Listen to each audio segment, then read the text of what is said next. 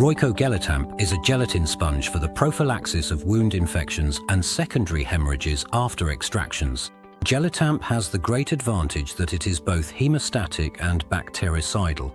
Gelatamp is made of foam gelatin and colloidal silver, and it is this silver component that sets Gelatamp significantly apart from sponges made solely from gelatin. The colloidal silver gives the sponge its characteristic brown color.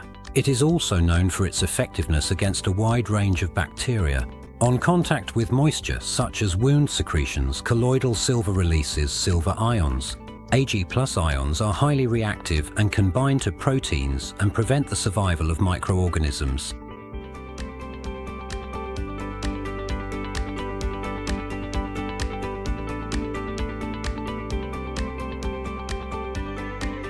The porous sponge structure of Gelatamp promotes quick hemostasis. Gelatamp absorbs up to 35 times its own weight in body fluids. This facilitates thrombocyte aggregation and thus optimally supports the blood coagulation process.